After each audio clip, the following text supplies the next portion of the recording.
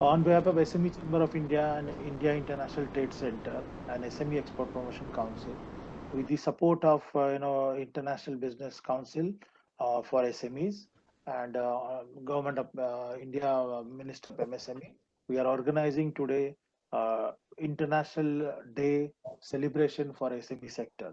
This SME sector is one of the largest employment generation sector in India, particularly putting a lot of efforts for the economic development, creating new entrepreneurship, and mostly, we are supporting for a going global for particularly for joint venture, technology transfer, international trade, and nowadays in Indian SMEs are playing very important role during this pandemic because the supply chain management is tough. But now the essential product manufacturing done by mostly 80% in India by SME sector.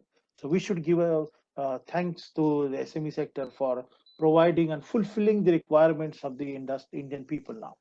Friends, we are aware that the Honorable Prime Minister has predicted the one dream project, that is a $5 trillion US economy, making India is a global manufacturing hub in India. And in this main role going to play by the SME sector, I'm sure that SME sector from India definitely will accomplish his dream project. But for that, what can be done for the SME sector? How can we support the SME sector for the empowerment of the international level? We easily can say they go global, but going global, you need a advanced technology, you need a patented technology, you need a technology for producing the quality product, competitive rates, and mostly you need the knowledge about the international market. So we are supporting, we are encouraging, and we are developing the entrepreneurial qualities amongst SME sector for last 26 years. And I'm very happy that a lot of SMEs they have established their businesses not only in India but other parts of the world. They are achieving the unique concept, unique ideas, and they are competing the China, Korea, Japan, European countries, American countries. So I will not take much time, but I would like to present the person who has taken initiative to celebrate the International SME Day, and who has given the platform particularly for the SME sector not only from India but worldwide. And in this reason, uh, can you hear me now? Hello, Seetharaman ji, can you hear me? Ahmed, you can hear me? Yes, I can hear you. Okay, so the person has introduced the International Day celebration, and therefore I would like to present you Mr. Ahmed Osman, President International Council for SME Businesses, and we has taken initiative to set up this platform for celebration the International Day for SMEs. So I presented Mr. Osman to give your thoughts and your concept about this. Please go ahead. Good morning or good afternoon or good evening, wherever you are. It is a great honor and pleasure to be with you today on MSME Day.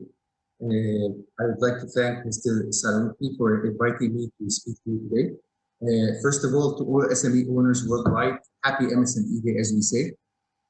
Obviously, the importance of micro, small, and medium enterprises is in all national economies is well known to everyone, as well as their global impact. By number, they dominate the world business stage.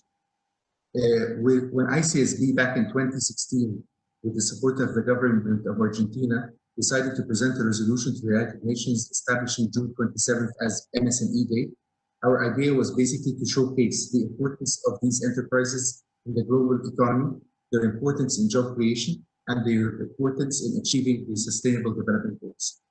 Obviously, it is with great satisfaction that after the 4th year of celebrating MSME Day, we are seeing increased visibility for SMEs globally.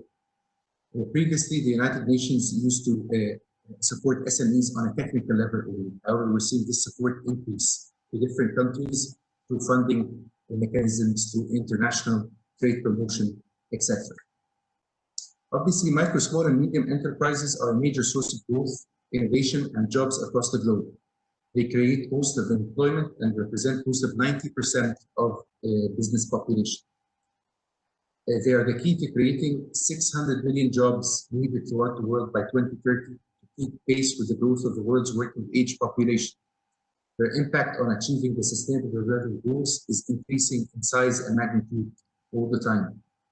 However, contribution to MSMEs to sustainable development is constrained by at least three factors. The first one is the unfavorable business environment and competition SMEs face. The second one is obviously inadequate access to finance and very high levels of informality worldwide, especially in developing countries. And the third thing is the government, they need to address these barriers to unlock the potential of MSMEs.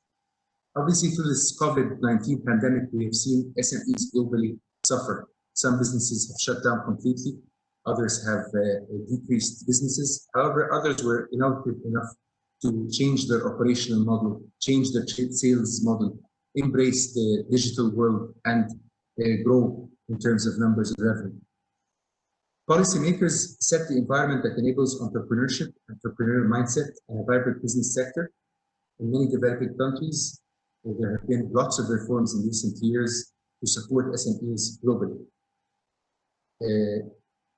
Governments can also take measures to support innovation in SMEs and their participation in the economy. And one very good example, which we always hear about on the global stage, is the case for India, where the government has recently amended its public procurement policy to increase the minimum percentage of goods and services public entities must procure from small enterprises. It also included a provision mandated that the minimum proportion of public procurement be sourced from micro and small enterprises owned by women. This is evident that obviously developing countries' job creation, necessity entrepreneurship can further sustain and grow and fuel the growth of SMEs. On another note, sustainable development goals address and look at different objectives. As we all know, the 17 Sustainable Development Goals, which the United Nations have adopted in 2015, we're always looking at creating a better world for future generations. So small businesses are key to the adoption of Sustainable Development Goal number 8 and number 9. SDG 8, which basically is entitled the promotion of sustained and inclusive and sustainable economic growth and the full and productive employment of decent work for all. And decent work is a very, very important word we all have to focus on. We have lived through a pandemic over the last few weeks. We have seen livelihoods taken away. People are dying. Obviously, as a generation, even the older generations have not witnessed such a lockdown and the effects of it, whether in terms of the daily lives of small businesses or the daily lives of normal people. Despite some improvements, MSMEs continue to lack adequate financing. Financing is the biggest obstacle facing MSMEs in terms of growth. The UN has estimated that the MSME financing gap is estimated to be over $5.2 trillion US. Obviously, female-owned businesses again suffer more than male-owned businesses in terms of the financing gap. So one of the major issues we see or would like to see adopted is basically SMEs. They should embrace technology because technology offers a great potential to address this gap. The fast-growing digital footprint that SMEs can overcome now through using fintech and financial technology, access to finance and to lending can be accelerated through harnessing such technologies. And number 2 is building an institutionally diversified banking sector which focuses on MSMEs as their corporate lending client. The third thing is governments need to design the supportive tools, for instance, access to finance, training, capacity building, etc. And I'm very glad to see that India also is working on all these 3 aspects. Another issue that facing the world is more than 800 million people globally are working in the informal economy. Obviously, lots of research studies look at informality as a bad thing. Sometimes we may say in developing countries that for informality is a job creator. So if we basically, let's say, think it's illegal, it still creates jobs and decent livelihoods for many people. However, the informality is still, because of how it's operated, it is not providing the decent jobs we are all looking for. Obviously, lots of sectors in terms of SME development have can be basically grown and developed. SMEs in terms of the industrial sector are very, very important for the creation of products.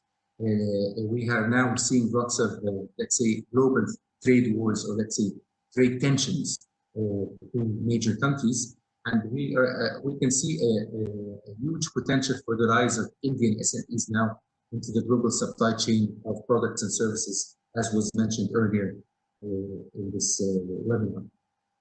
Obviously, SMEs need full support from the governments, from the financing institutions, from banks, and from even customers. I always like to say that when, as a consumer, as a customer, think about when you buy a product, when you buy a service, try to buy it from a small business owned in your local neighborhood, because basically you are supporting your local economy, you're supporting your neighbors, your friends in your city, or even in your small village or town.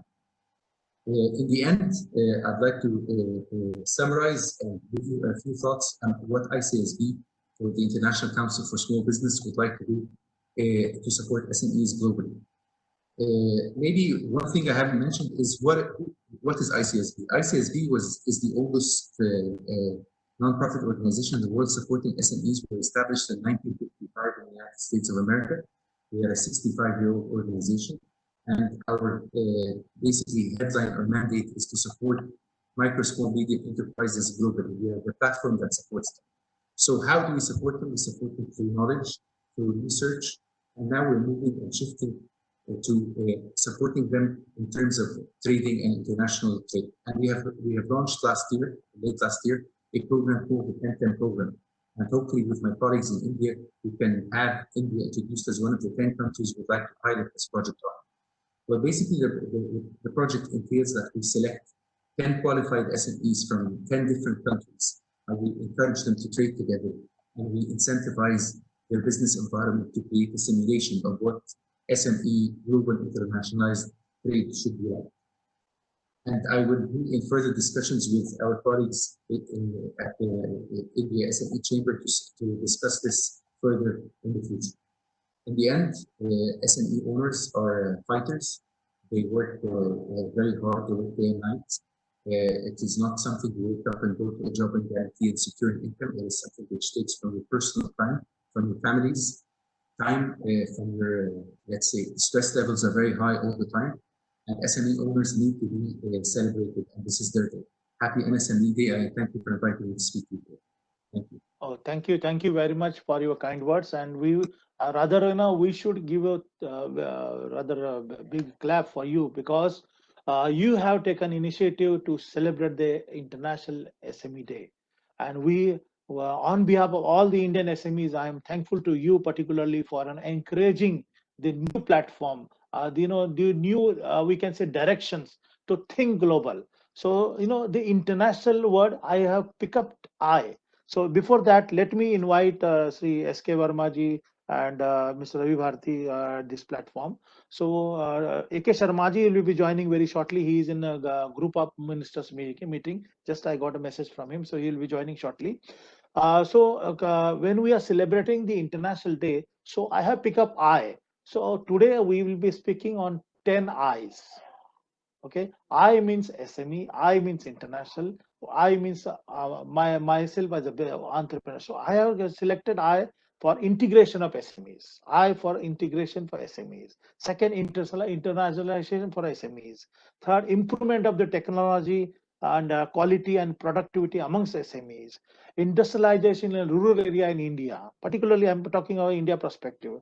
In entrepreneurship, when we are encouraging new entrepreneurs, it is we have to give more support for the particularly to encourage the youth to convert into entrepreneurs. So how we give the internship for new people, new job seekers. So like entrepreneurship we can create from that.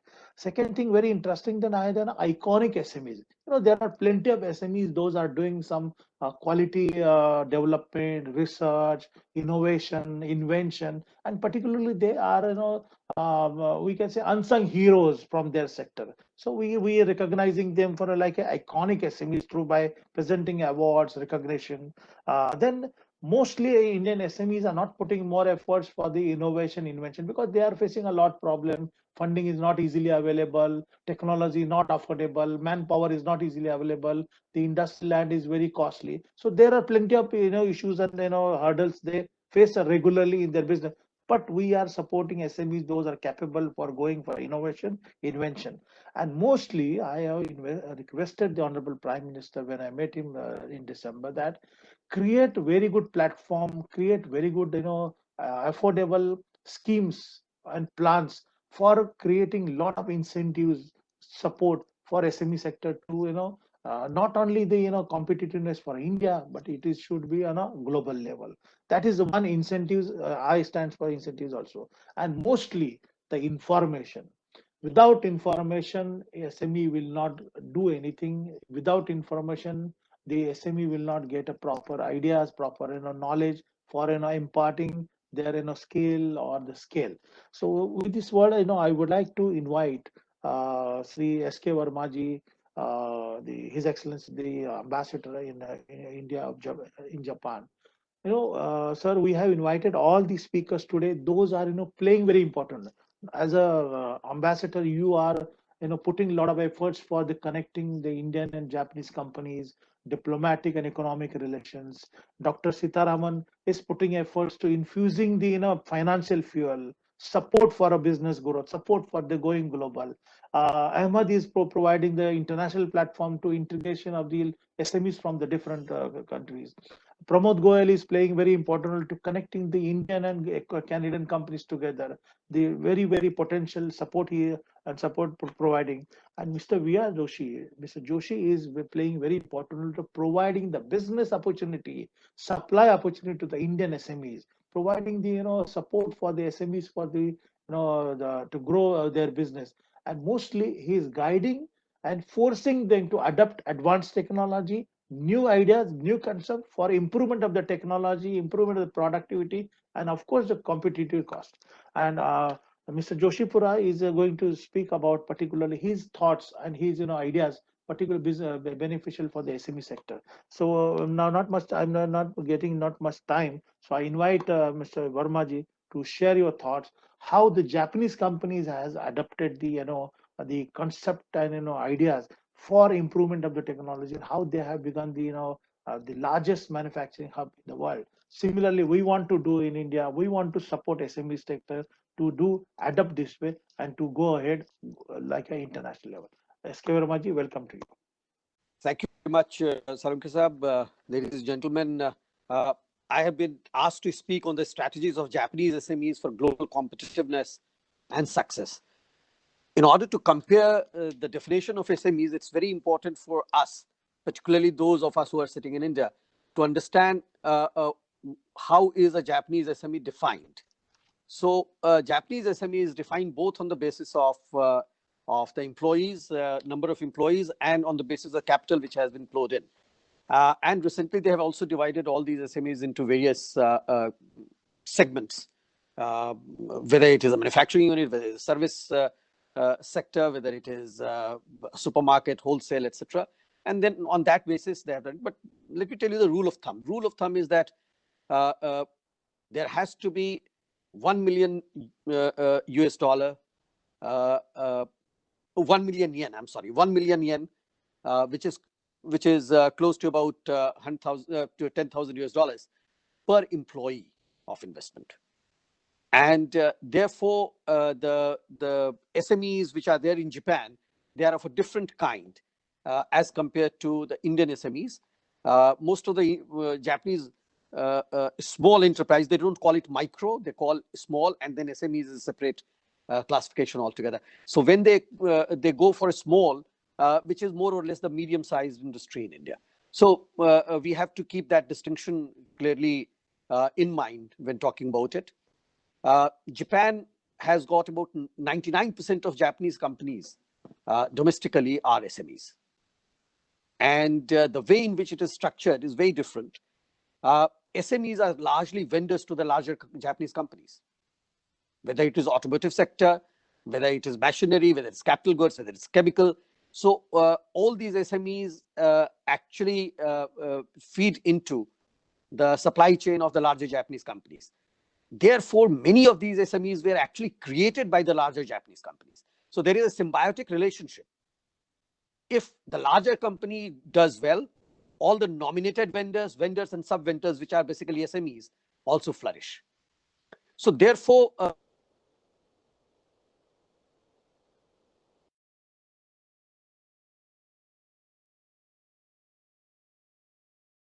Mr. Verma, please unmute your mic, please.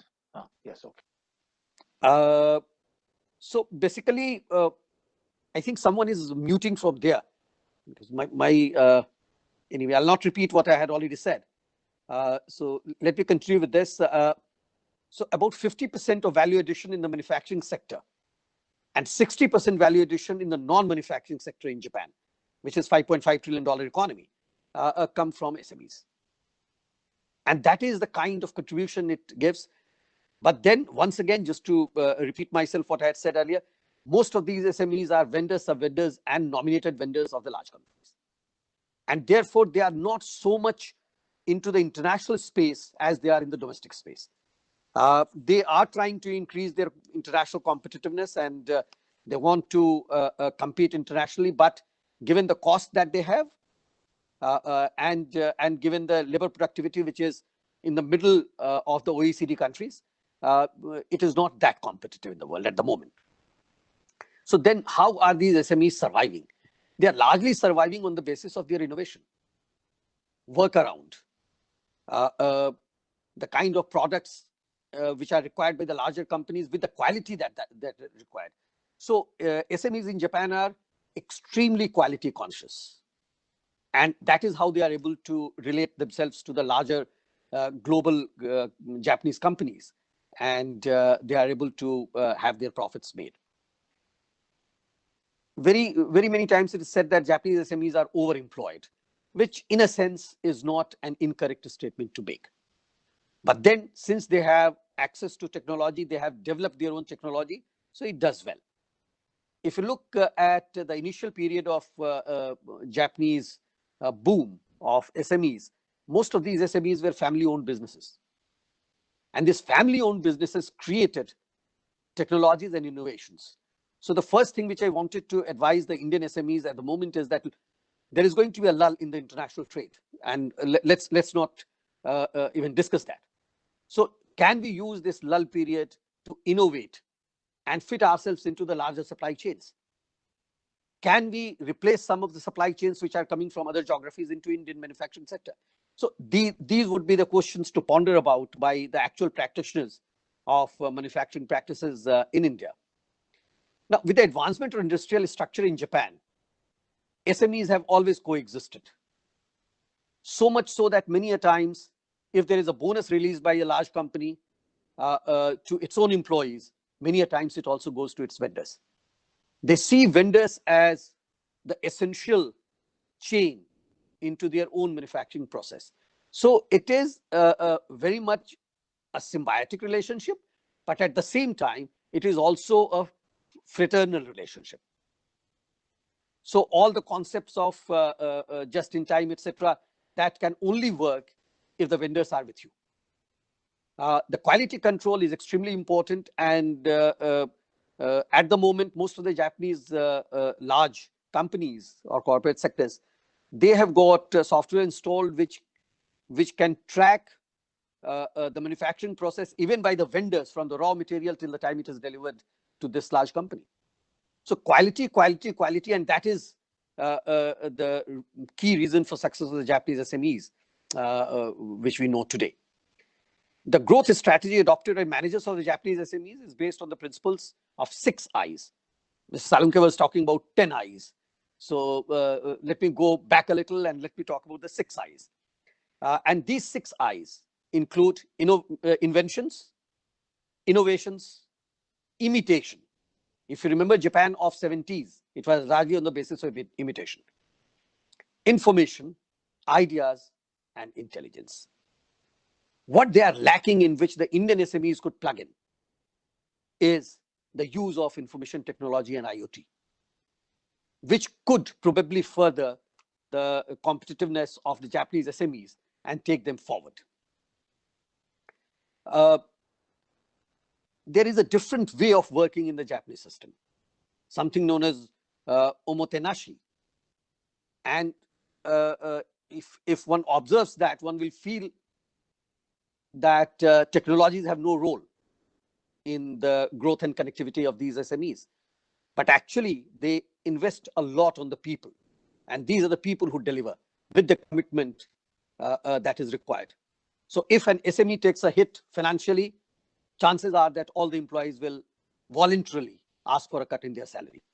So that is the kind of relationship they have. In Japan, most of the SMEs will practice the policy of cradle to death for their employees.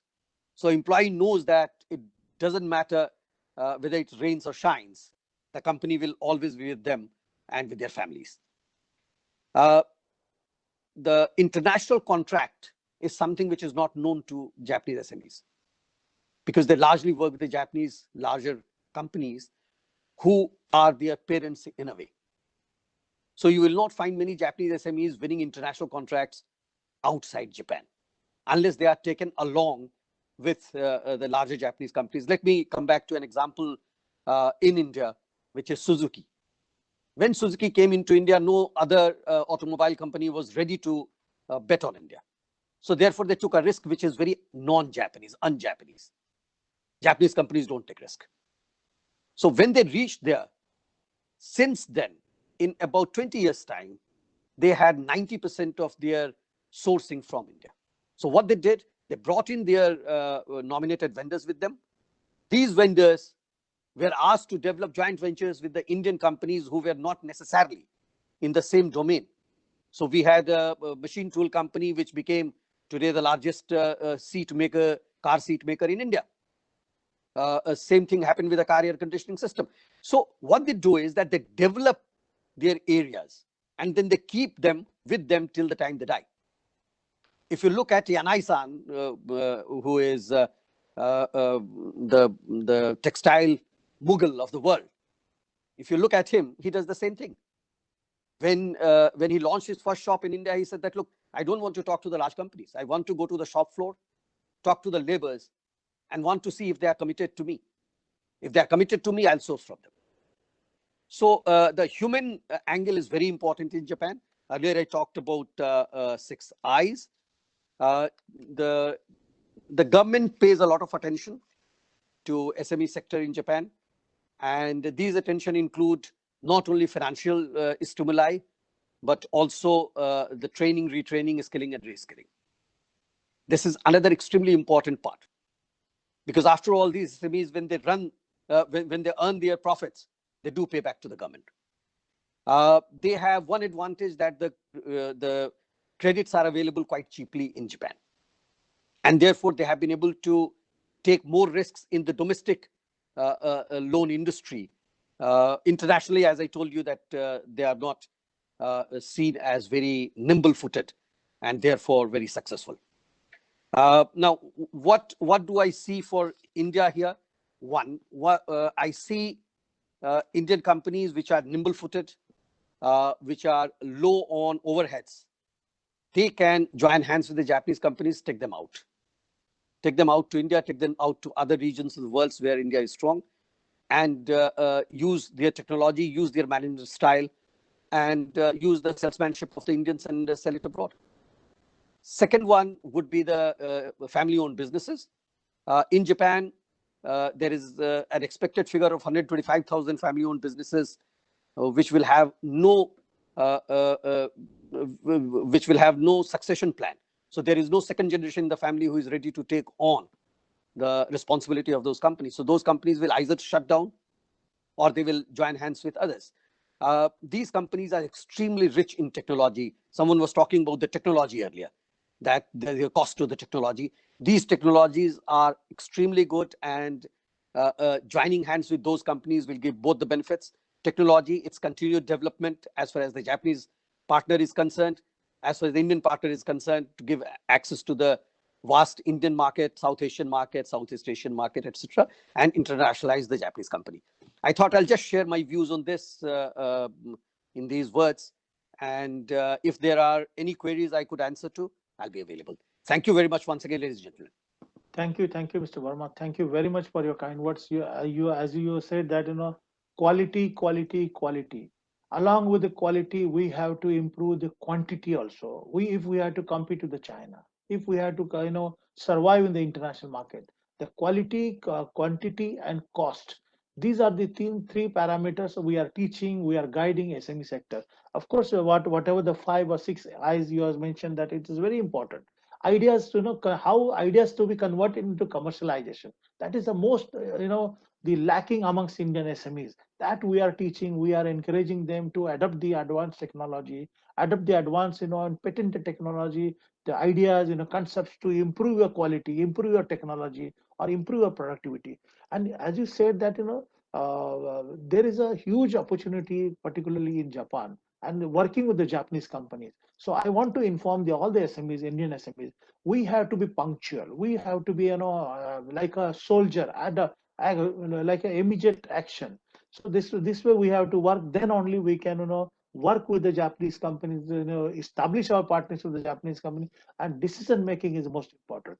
Sir, we are doing a lot of activities through the India-Japan. We have established 7 or 8 years ago the India-Japan SME Business Council. Around 10,000 Indian SMEs have shown interest for particularly to associate with the Japanese companies for international trade, joint venture, technology transfer, contract manufacturing. Also, they are looking for particular Japanese companies. Those are looking to set up business in India. We have a companies, Indian SMEs. Those are established businesses, industrial premises, ready-made industrial premises, advanced technological manufacturing unit, and mostly they are looking for more innovation, invention, and advanced capital goods for the productivity. So I will take your guidance and your support for particularly for developing connectivity, developing more contacts, and we will be happy to bring a lot of delegations after this pandemic is over. You said one very important point that affordable financial products are available in Japan. So we are also looking in India affordable and adequate financial support in India. Without financial fear, SME will not grow, and without SME, India will not grow. So let me introduce the person who is playing very important role for providing the financial fuel to industry and SME, not only in the Qatar but in India especially. Dr. Seetharaman, who is playing very, very important role for to supporting the Indian SMEs and Indian industry. Dr. Seetharaman, your platform is yours. Please.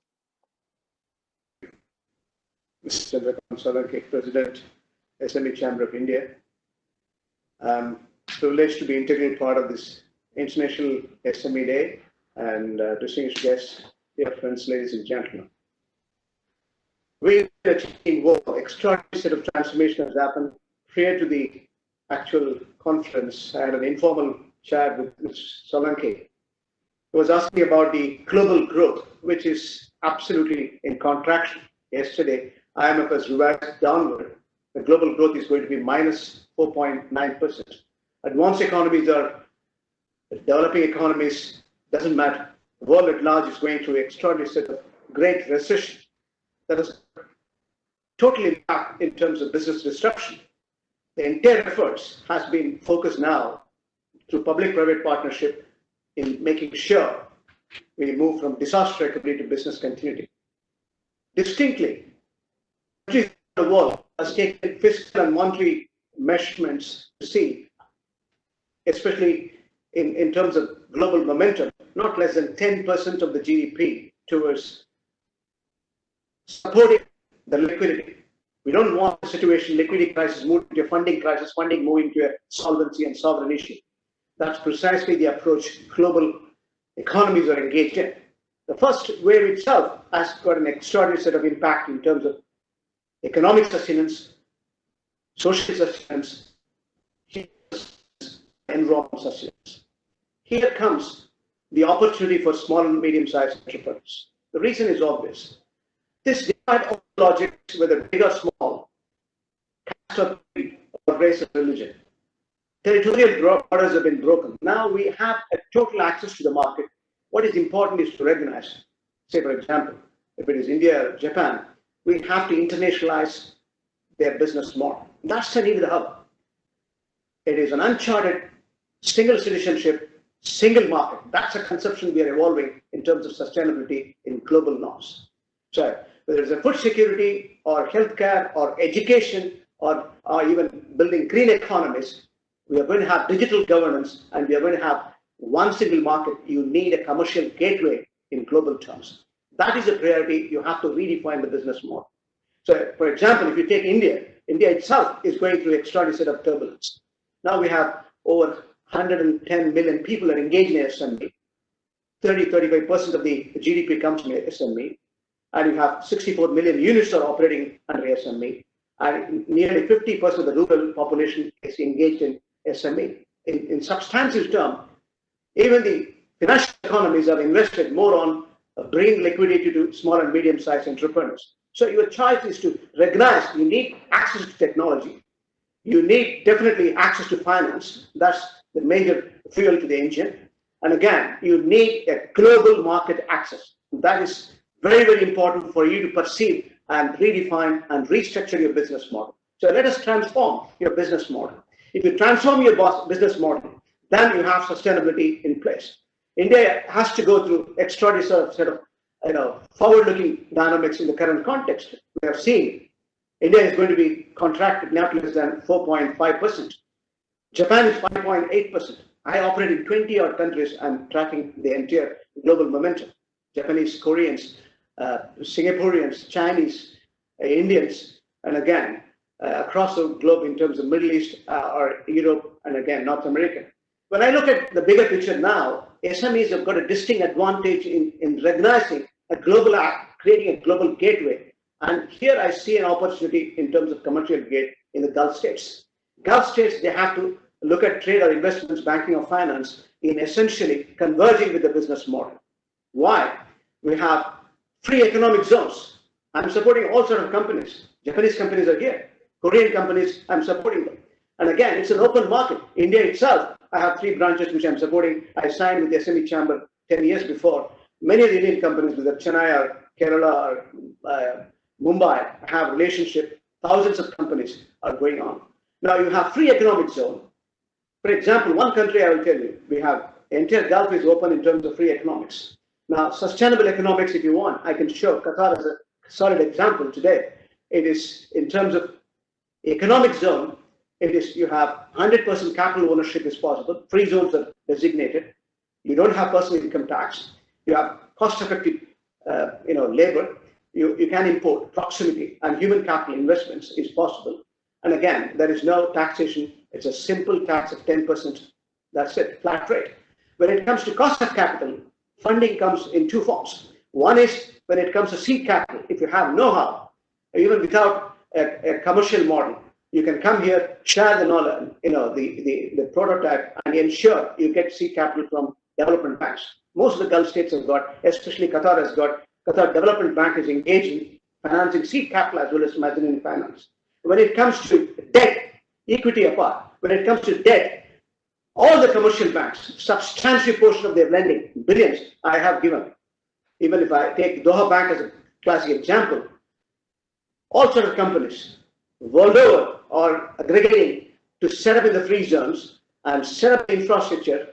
If you have an existing business, float a subsidiary here, you can have 100% ownership. If you want an investment partnership or joint venture, we can enable you. If it is a debt, then it's cost effective, as I said, and all the commercial banks with the joint risk participation with the development bank, Qatar Development Bank in this case, has got substantial cost effective funding. That's partially guaranteed. Nearly 87% of the debt which I am financing for small and medium-sized entrepreneurship is guaranteed. That's why I call upon all the global companies, small and medium-sized entrepreneurs. This is the time, make or break. This is the time you cease to exist if you don't globalize in substance. This is the time you need globally competitive. If countries are going to be downgraded in terms of ratings, that's what the case, including India. we have seen the reflection. Cost of funding is going to be higher. If your cost of funding is higher, financing charge is higher, your manufacturing cost is high, and you are not globally competitive. So you need a space where cost-effective funding is required, cost of capital become cheaper, and you need to have an open infrastructure for you to export. And that's what the opportunities we have. Here is a country with nearly $200 billion GDP, a sustainable economics in terms of economic fundamentals. You have twice the GDP as reserves, given a definite expansion in terms of overall hydrocarbon as well as non-hydrocarbon, and you have economic zones, free zones, tax-effective formulas available for profitability, and you have reasons to believe the commercial gates are open. You have strong infrastructure in terms of airport or seaport, and you have to necessarily make sure incubation is rightly initiated in this part of the world. The reason why I'm saying this, over the last 20 years, ever since I have the privilege of running these institutions, I've got thousands and thousands of SMEs, and we have connected with multiple partnership and collaborative models that has proven success, and still I continue to learn. Even during this COVID-19 situation here, the country has allocated nearly 3 billion Qatar riyals, that is nearly $800 million for supporting the small and medium-sized entrepreneurship. Wage protection is given, rental is protected, and again, your customs duties are waived, and you have deferment of the financing charges. Debt, you can defer it nearly for minimum 1 year, and the cost of funding is not more than 1.5%. And first year, it's free. So that's the kind of cost efficiency you will be achieving it. So I want to give you an opportunity for you to recognize you can redefine the model, you can do the remedial management, whatever the crisis you're going through, and you can restructure your existing debt and equity, and you can build a partnership, and you can make sure you can rationalize it and enhance your revenue by taking the global partnership. This is what exactly I would like to offer you in a plate. This is exactly I am a global banker, and we have regionally, we have our own spread, whether it's Dubai or Abu Dhabi or Kuwait or India or in Qatar.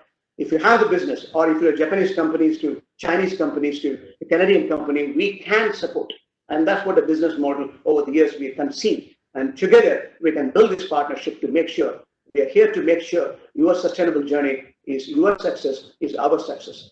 That's the kind of reassurance I want to give to the small and medium-sized entrepreneurs. That's the backbone. Today, economic revival in total terms is contingent on the important a part of the economic momentum is going to be through medium, small-sized entrepreneurs.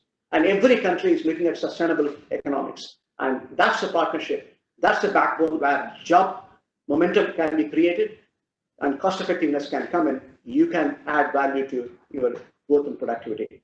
Thank you, ladies and gentlemen, for your kind attention. Thank you, Dr. Seetharaman. Very, very encouraging, very interesting, and very supportive speech you have given, particularly for the encouraging SMEs, not only but just the financial field, for support you have mentioned about or you are offered that building relationship, that is the most important, and first setting up partnership. Friends, we have provided the platform to international organization. Then, as a diplomat, Mr. Verma said about particularly how they can build relationship between India and Japan. You said about financial. Now we have to move out, move next to the technological development.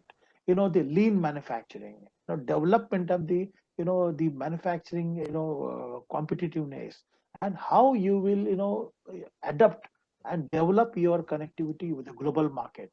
Being a global entrepreneur representing the global company, let us hear from Mr. Joshi, particularly for how SME can be adapt the advanced technology, adapt the unique concept for productivity, and to supply large corporate for the continuity of your supply chain management and relationship. Mr. Joshi, platform is yours now. Thank you, Mr. Chandrakant. Again, congratulations on this very nice seminar on this day. This is a very nice day, appropriate day to celebrate SMEs and an international platform. I'm going to compliment all the speakers who spoke before. Really very forceful, really very insightful, and I think we'll all learn from it. And I don't say it often. I just truly believe that what I heard today was really exciting. And again, welcome and greetings from my side to all the participants. And I'm just very pleased to be here to talking to all of you. First of all, I learned a new word today. My Hindi is good, but not that strong. But in the Indian newspaper today, I learned a new word called Udyam. And I believe that stands for the new name for MSMEs. The Indian government has just termed the MSME ministry and that group of companies as Udyam. So new word that I picked up today. A quick, again, it's been repeated before, but just my perspective as a manufacturer, as a global manufacturer, I just see the world going to change a lot, but in a way that's going to be very impactful. COVID, the way I look at it, the impact on US, the impact on the European Union, the impact on Russia, Brazil and India, and I'm just taking a few countries, I believe that's going to remain a very major negative impact with respect to China. It'll be long term.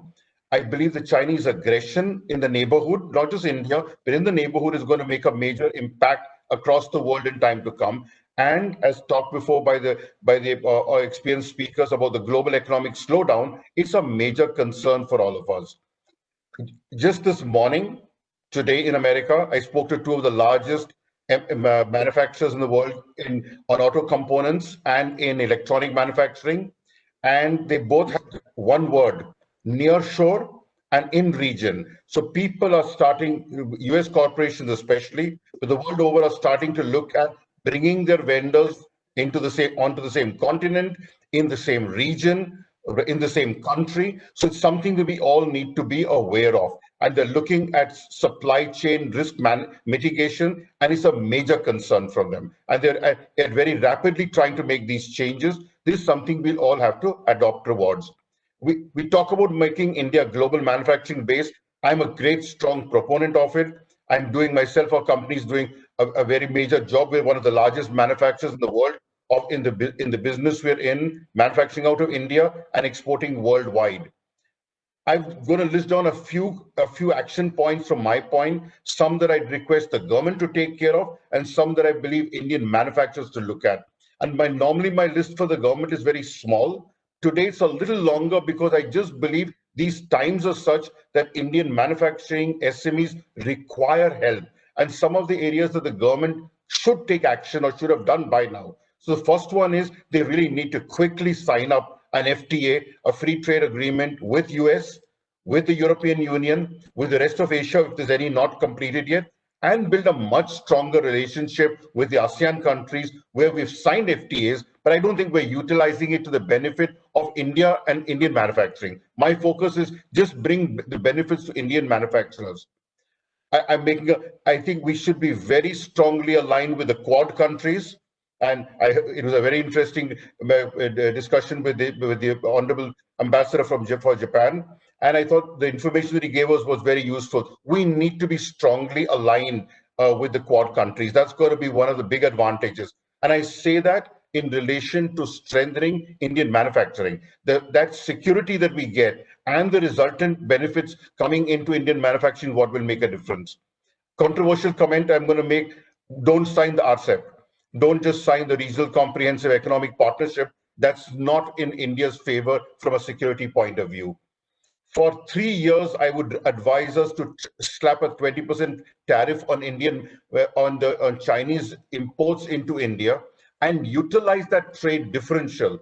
As I'm sure all of you know, India exports about 15 billion to China, and the imports back coming in from China are 55 billion odd. That 40 billion differential, if we can bring 15 or 20 back to India, a lot of it is handicrafts, metals, several products that India makes. We just don't make it as competitive as we need to. We must do a lot more, and I'll talk about that. Bring that in, and Indian manufacturing gets $15–20 billion, and a lot of that can go to SMEs. We've got a wage differential, which we all know, where our wages in India are half of China, but our productivity is also half. So there's a huge need to improve Indian productivity. I had the occasion to spend some time with the MSME ministry in February, and we put together a Lean India mission, and I'm hoping that will go forward, and that talks about how to bring more competitiveness to Indian manufacturing, to SMEs, collaboration, exactly what the Honorable Ambassador spoke about, the collaboration and alignment between large manufacturing and SMEs. much needed, not there in place today in India. We can say what we like, we just don't have enough of it. The way he explained it, what is in Japan is what we need in India. That close association of partnership, really. That will make a big difference to SMEs. SMEs can grow much faster and India will benefit from it. My favorite topic for exports and becoming globally competitive. I'm one of the largest exporters out of India. If I have a problem, I don't know who to go to. I know I can go to 3 different ministries. I go to them once a while. Can India not set up one export ministry, a powerful ministry? I spoke to one of the ministers and jokingly told him, if you want to make India one of the largest economies in the world, put up an export department, put it under the PMO's office, and you see the results from it. There's a big laugh, and I'm sure I made a point, and I say to all of you, if you've got the powers, make India have a strong export department, and you'll see the benefits of a single window for all Indian manufacturers, including SMEs, including the large manufacturers. I think that's one of the big requirements and missing links of today. Another one small thing, but again, very important from my point of view, and I think all of you will vibe with this. Diversity is important. 49% of the Indian population are women. Yet only 27 or less % of our workforce are Indian women. And one of the reasons is I employ several, maybe thousands of Indian women, but I'm not allowed to employ them in third shift. So that reduces the number of women I can bring into my plants. So I just would ask the government, allow us to run 3 shifts with women, and you will see an improvement in quality, in productivity, in a much better labor force. I mean, again, I'm going to say this controversially, but I truly believe it. The women do a great job in our plants. So they're really, really highly productive. So I think that can make a big difference. So again, small things, but if the government can just help every Indian manufacturer, support them and continue with the strong subsidies. I'm not asking for anything new. Just continue what you're offering. That will make a difference and make Indian manufacturers very competitive on the global basis. That's a requirement of the day. From there, I would say to you that if you all know the story, you know very well the China-US tariff war. Very few manufacturers, MNCs came to India. It's a food for thought. It needs us to think about how can we attract people in more companies into India. So I just leave you with that thought.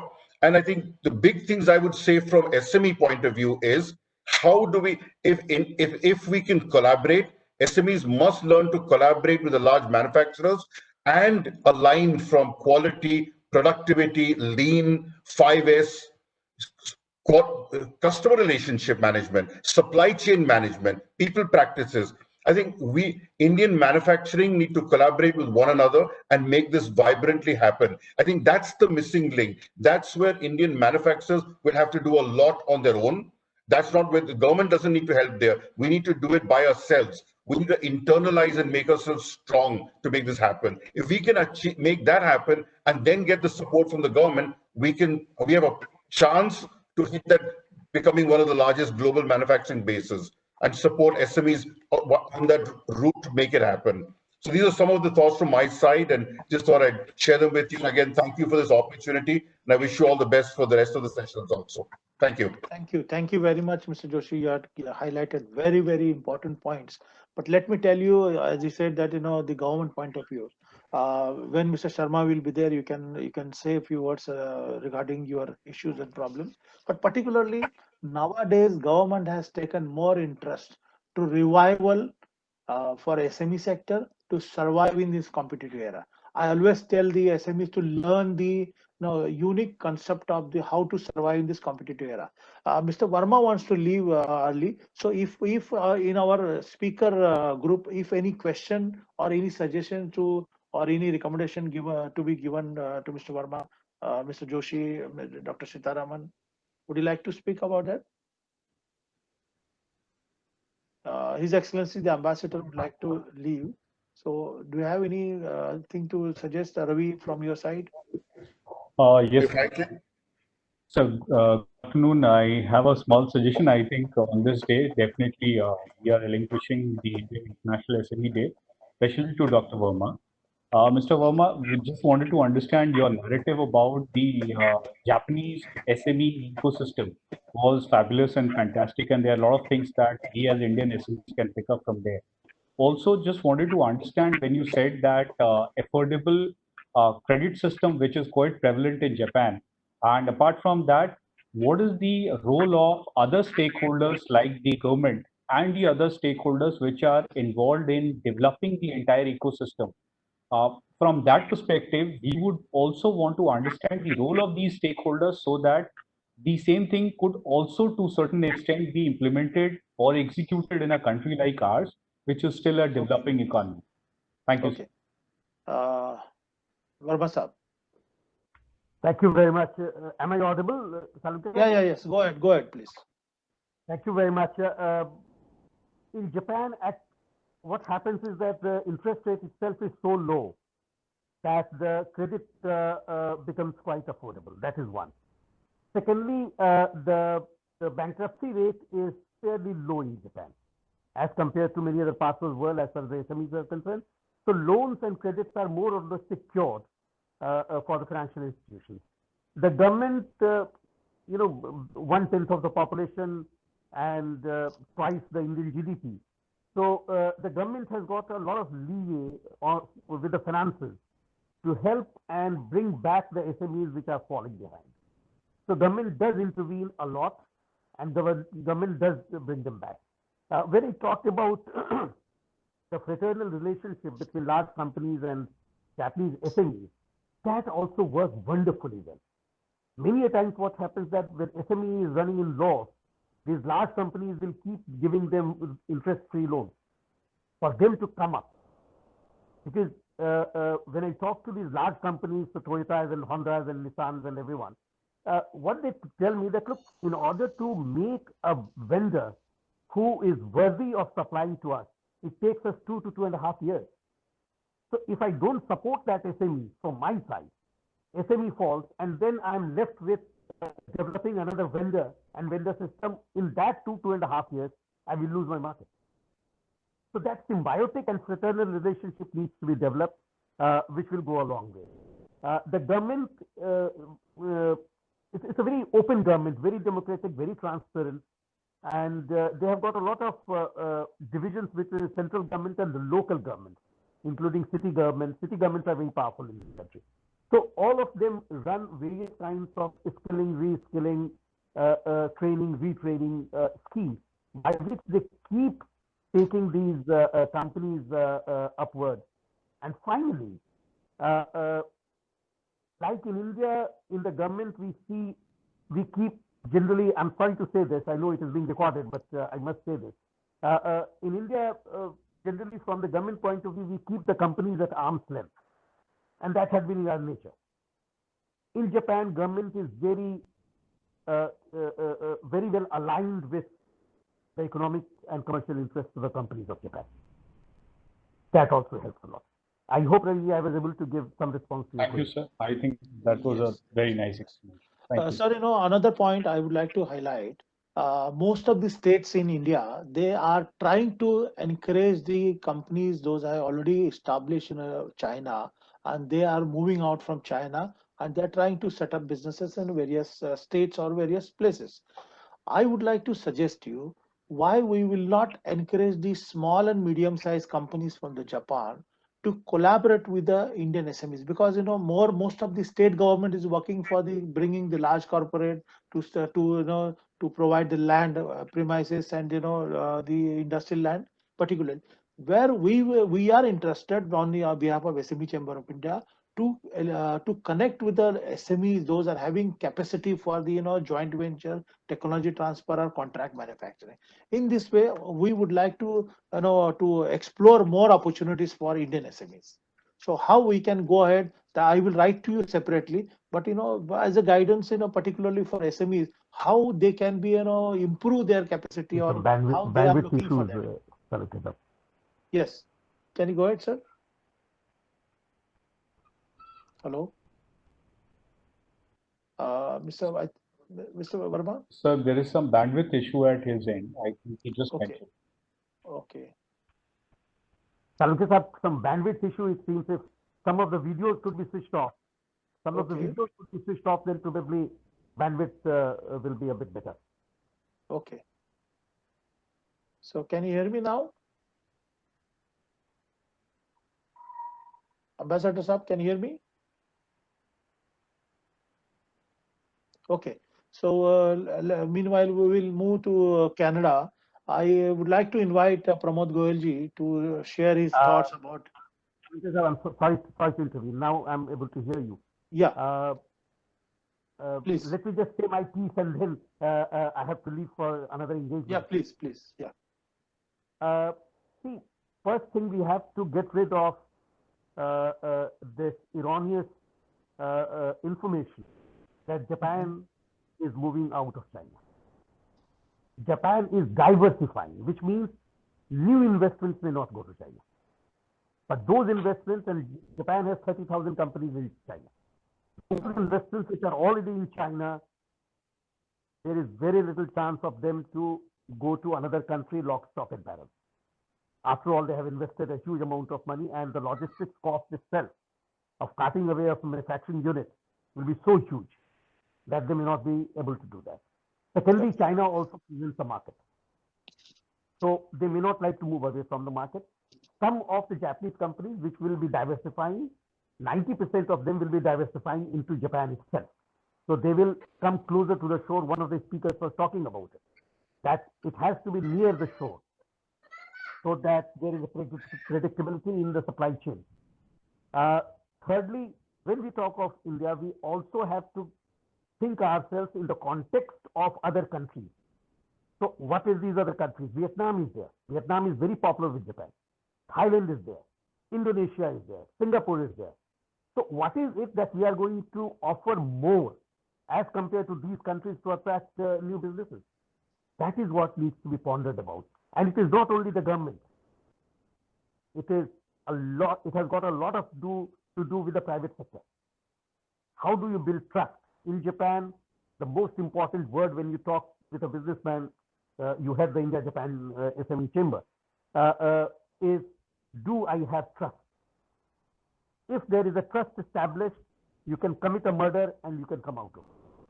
But the trust is extremely important. It takes 2 to 3 years to just build the trust. Therefore, we need, as an organization, as a country, as a government, we need to work together to build trust with these SMEs in Japan for future harvest. Okay. So thank you for, creating a very encouraging theme amongst us that, creating trust. Trust is most important. So I'm sure that, I will convey this message to Indian SME sector, particularly to how to create trust, as well as, to compete with the other countries and what we can give better than them to encourage and invite the Japanese companies and other companies together. So thank you very much for your kind words and participation. Mr. Sharma is, I got a message that Sharma is joining at 1:30. So I will share with you the video about of his speech. Thank you very much for your support and kind words. Thank you. Can I introduce Mr. Joshipura? So much. So good afternoon, and very happy to be part of this webinar.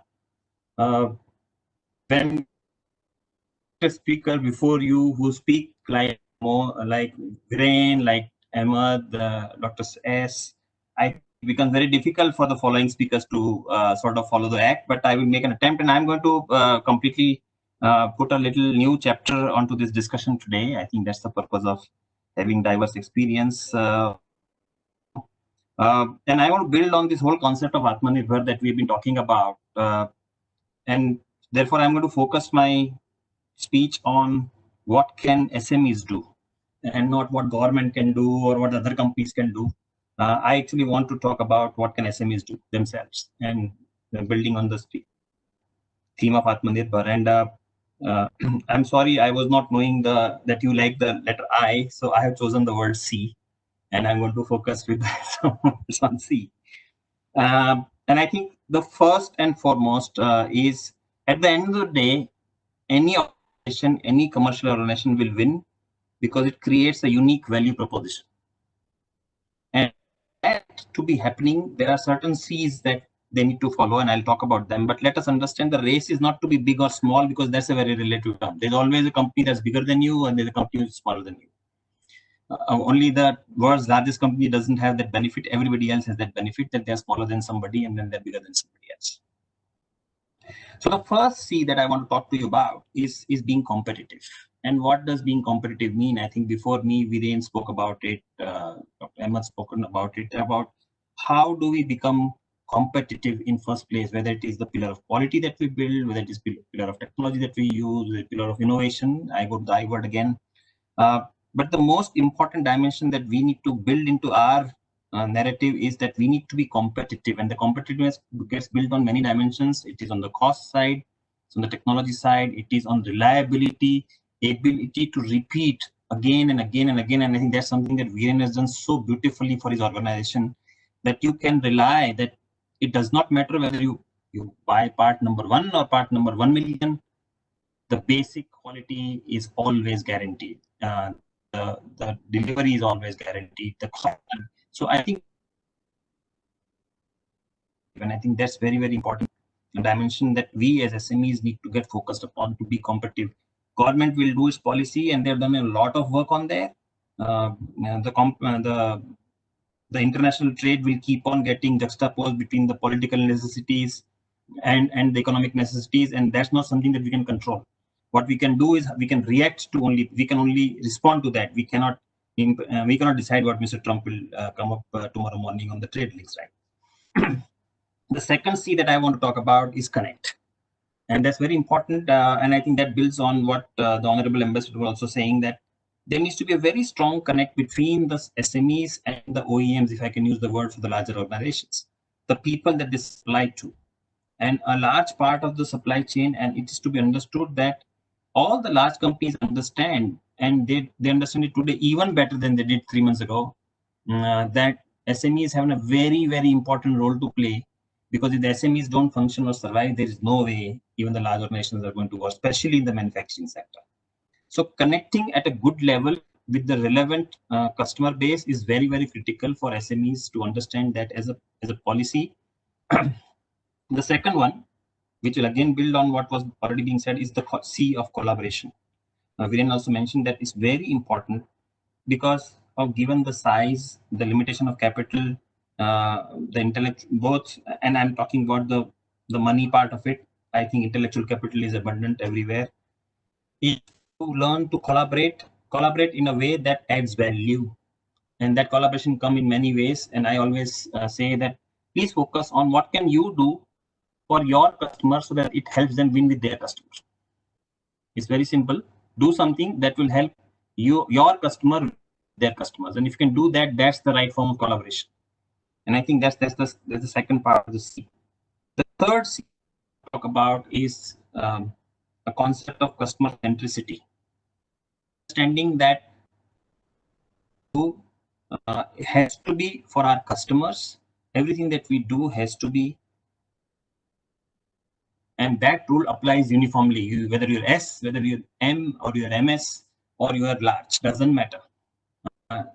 Applies uniformly to everybody, that you need to be highly customer centric in your approach. We have talked about 2 or 3 issues that I want to, and then there's a fourth one. There are, as the world starts to evolve differently, COVID era, different business opportunities that will emerge, and entrepreneurs will do well to keep their eyes and ears open for that and see what role they can play.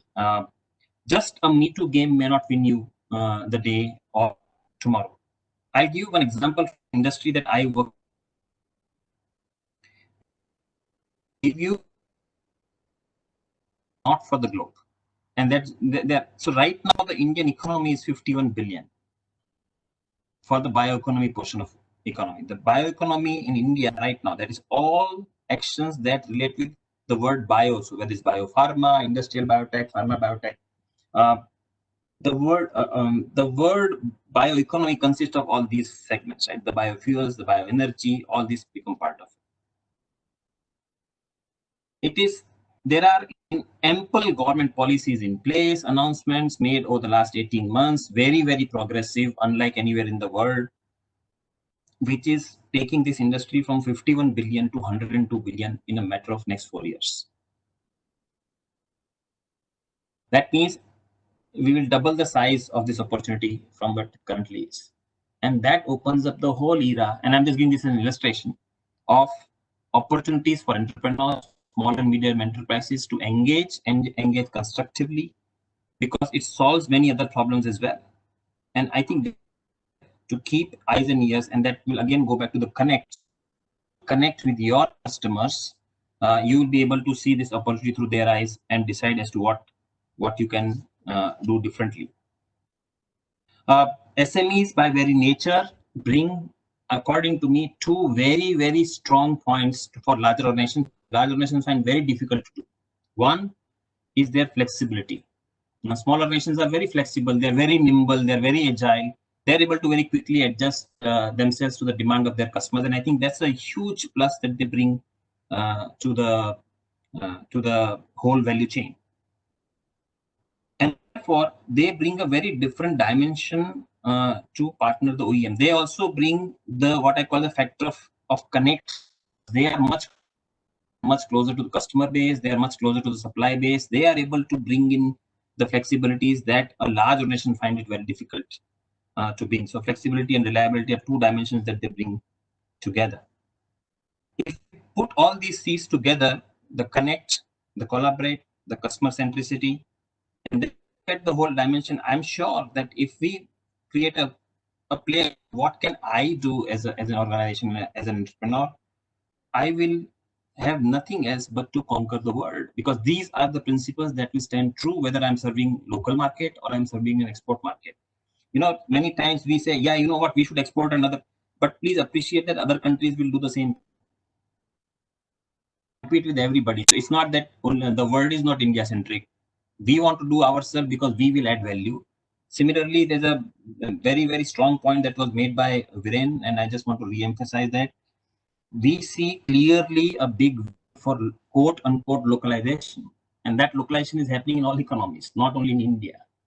And that is done from a lot of lessons that this pandemic has taught us now, what is happening on the geopolitical side, but what's also happening on this whole pandemic that everybody got.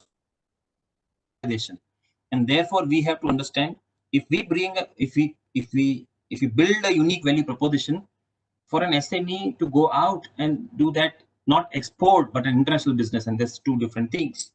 The localization could become a very great opportunity in which they can play. If you put at all this, I'm very sure that SME sector in India, which has tremendous intellectual capability and has shown, and there are sectors where we've really shown, automotive, for example, where we've really shown that we can be world-class. There are other areas where we can become world-class, bring a unique value proposition, and conquer the world. Thank you so much.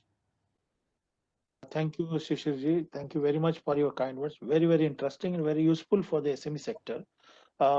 Friends, you know, there is a huge opportunity, particularly for SME sector currently. Government is putting efforts for the development of SME sector by providing stimulus package. I know a lot of countries in the world, they have given very, very interesting package for the empowerment of the industry in SME sector. Dr. Seetharaman, according to your knowledge and your connections in the Gulf countries, what is the developments happening in a particular industry in Saudi? Because I come to know that a lot of the Indian migrant labor from the Gulf countries have come back. What is the situation currently in the manufacturing industry or businesses or supply chain management, supply chain in Gulf countries? See, in terms of Gulf economics, if you look at it, the oil price is volatile plus disruption to the global economy. The oil and LNG or hydrocarbon consumptions have reduced. Many countries have not lifted the energy on account of requirement. Resources required was limited. So there is a temporary dislocation in terms of expatriate labor force. Migrant laborers have been sent in some countries.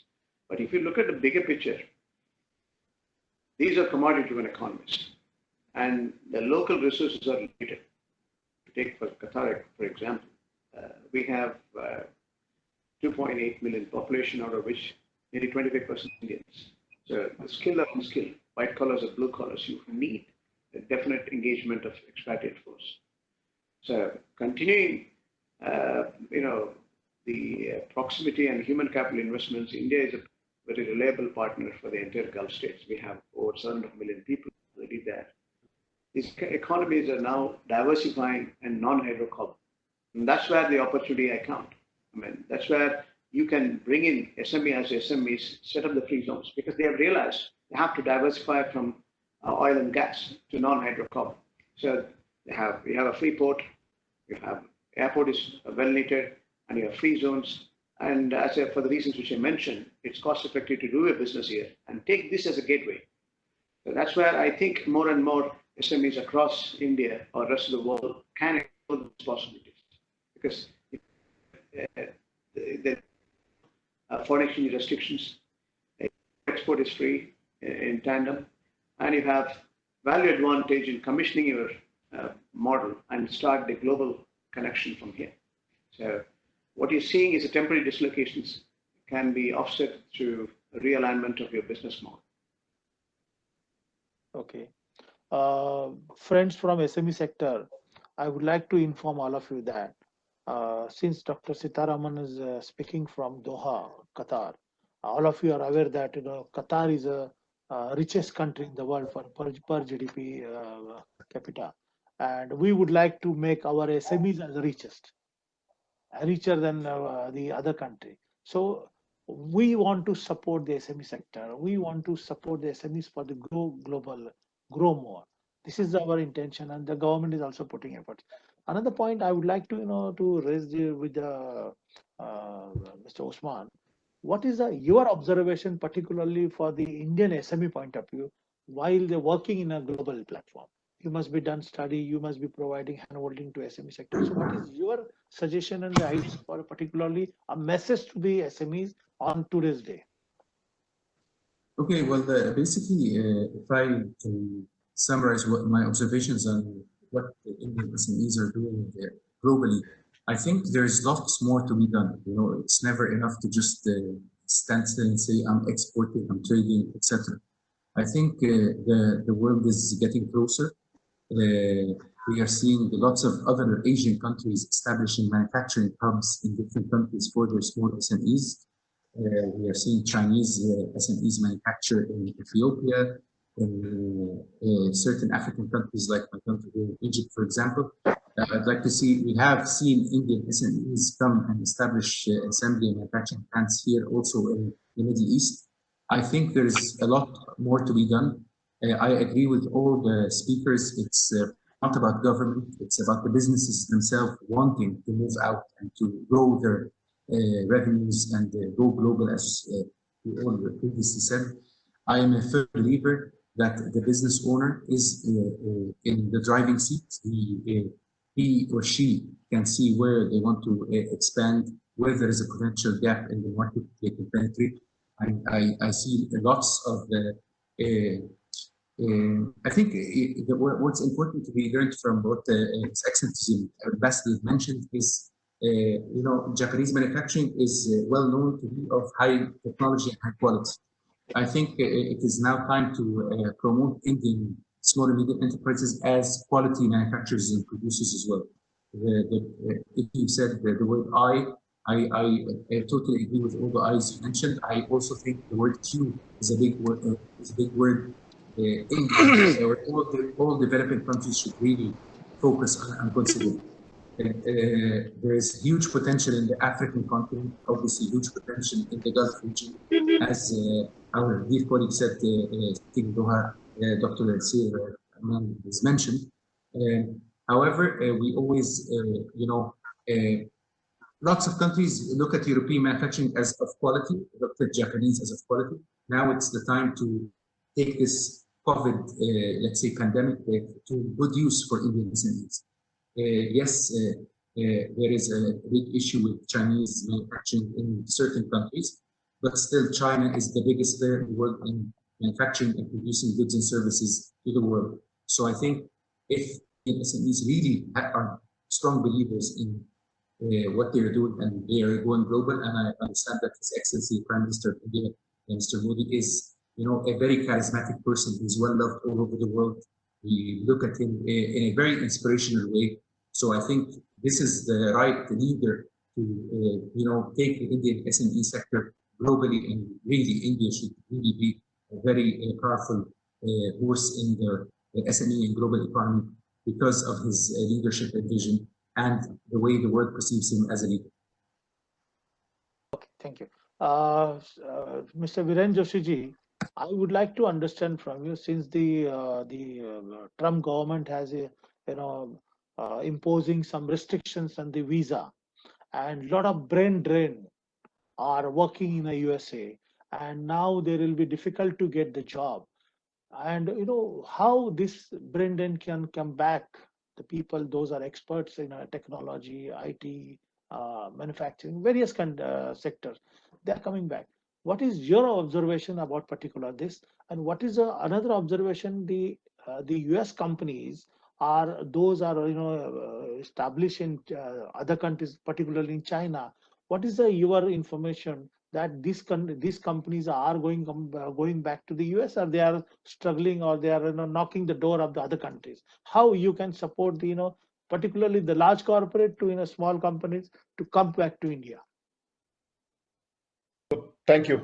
Three different topics, and I'll quickly what the Trump administration has done on a visa restriction, as you know, is purely political. Is for the elections. Is for a short time period, and I believe it will impact US corporations also.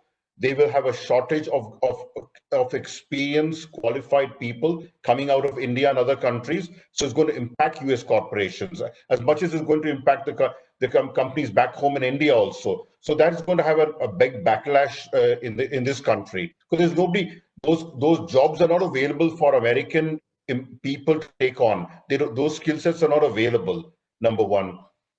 Looking at US corporations and their mindset as they want to move out of China, they are I would use the word, they're desperately looking for a good base country to go to.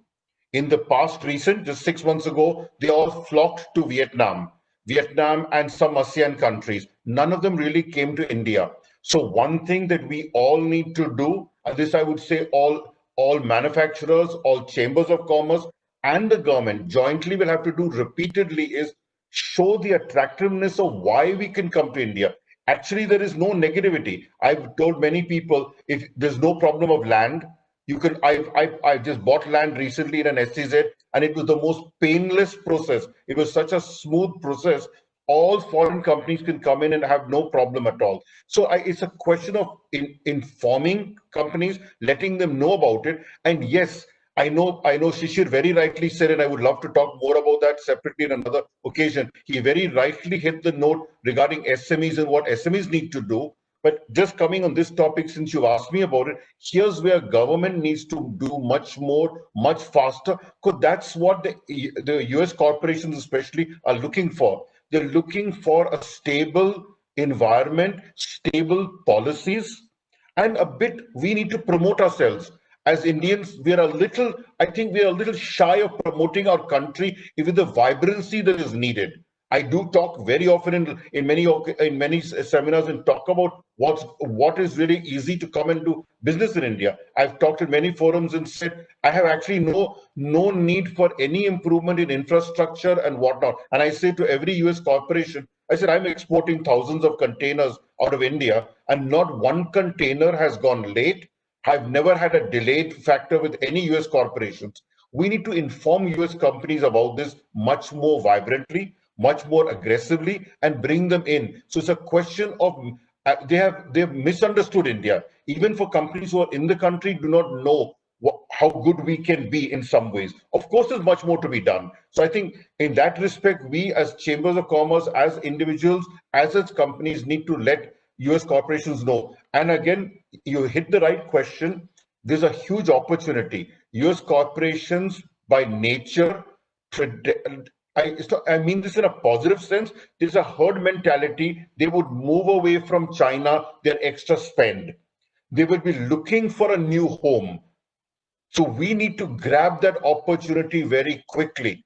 So that I do, and I just see when I talk to different corporations, I'm not getting that smell test that they're attracted yet to India. So I'm just leaving that fact on the table that there is, I know I've seen newspaper articles about thousands of US companies wanting to come. The wanting is different from them actually coming. And that difference is we have not attracted them enough. I think that's the missing link. So we need to be very aggressive about that. And again, I need to say this because I'm very passionate about it. If we do not take care of it in the next, let's say, few months, we will lose the plot again. We will lose the plot again, and we will miss out again this opportunity, which is a huge, gigantic opportunity. And I would say one of the best of our lifetime. If we want to revive the country, we talk about the global growth rate going down, Indian growth rate being going down. This is an opportunity of a lifetime to bring more manufacturing into India, more financial investment into India. And if we miss the boat, I think it'll be very sad for Indian manufacturing and for the economy. Oh, thank you. Very interesting point you raise. Dr. Seetharaman, while operating your bank in India, what is the observation by your team, particularly for the companies that are approaching for the finance or funding, but especially from the medium-sized industries, small-sized industries? They are all the banks are saying that they are lacking in information, they're lacking in compliances, they're lacking in a lot of things. So, what is your observation as a global bank or while operating in India, while supporting by fueling the finance, particularly SME sector? Yeah, it has been very good turnout. We have been operating now 3 branches, one in Mumbai since 2015, and again 16 was Kerala, Cochin, and Chennai last 2-3 years. Our experience is good, and even the non-performing book is less than 1%. So clearly, we don't have a problem in dealing with MSMEs. And we insist on certain discipline which are global, whether it is accounting or legal or financial, bookkeeping. We ensure that there is a discipline and we have standard parameters and universal norms we follow. We customize to local requirements. It's been a good experience, and more we are seeing bilateral trade happening, bilateral collaboration happening between the Gulf states where we have major engagements and India. Over the period of time, more and more small and medium-sized companies are coming here, setting up. Similarly, investment partnership we floated, joint ventures we have floated in India with the locals from here or from the region. It's been a good turnout. Oh, good. Thank you. Means you, as a banker, you are happy with the SMEs in India. Absolutely. Thank you. Particularly, the SMEs are looking for a development in a manufacturing industry.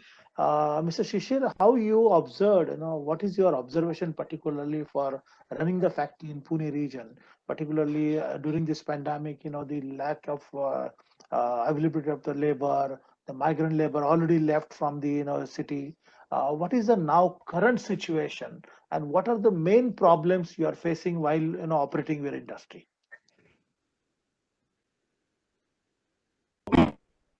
I think let me start by saying that there is a problem of labor availability because they have left and migrated to their hometowns. So I think we need to wait for this labor force to come back.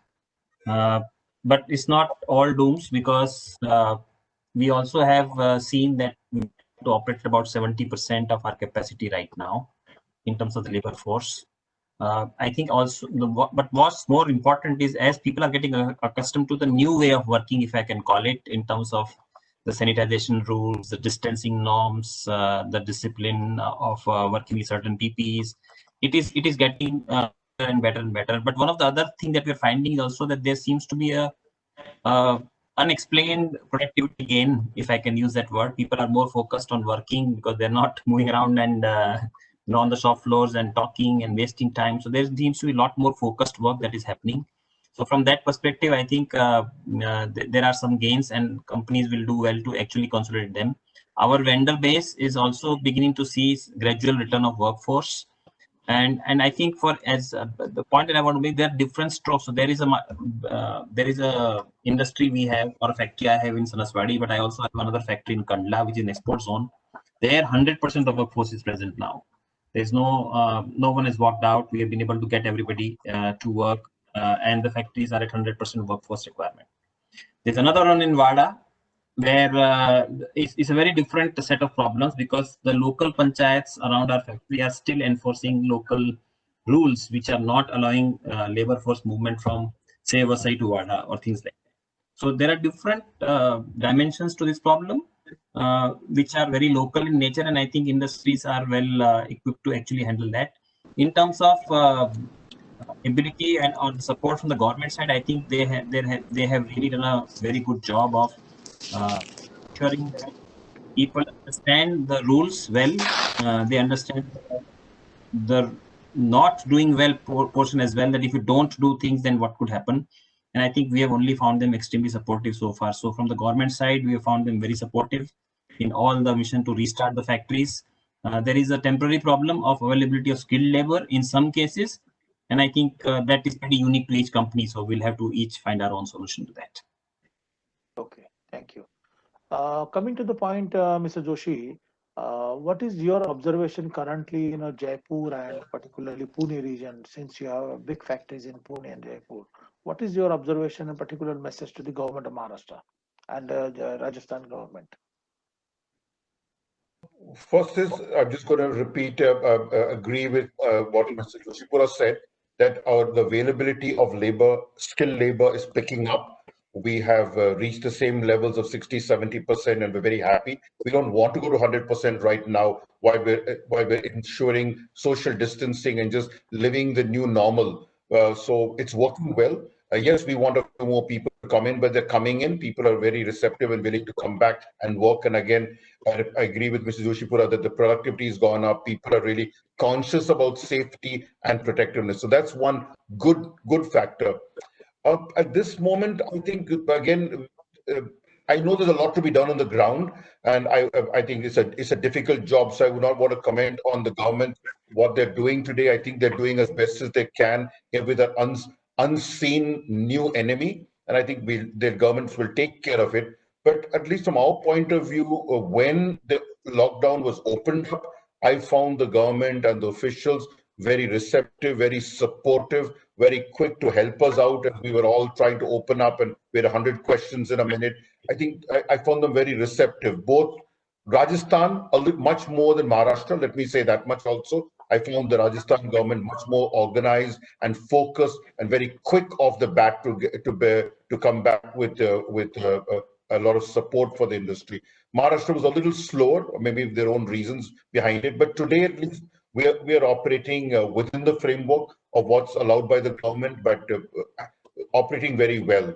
And it's important. If we do not operate well, I must say to you, there's already concerns worldwide that, oh my God, the pandemic is still continuing, number of cases are rising in India. Will you have a lockdown again? And the lockdown translates into, oh my God, my supply chain is going to be disrupted. So it's going to be really important for the governments to understand that, yes, this containment is important, but I don't think we can afford to have another lockdown of industry and not get impacted globally with a negative tag, and more global corporations move their supply chain spend elsewhere. So something we'll have to play both sides. We'll have to play safe, and we'll have to be very careful about our economic and ability also to retain that. Because otherwise we're at risk that we could lose a lot of supplies. Customers are genuinely on edge right now, worried about the fact. In fact, every day, my own board of directors,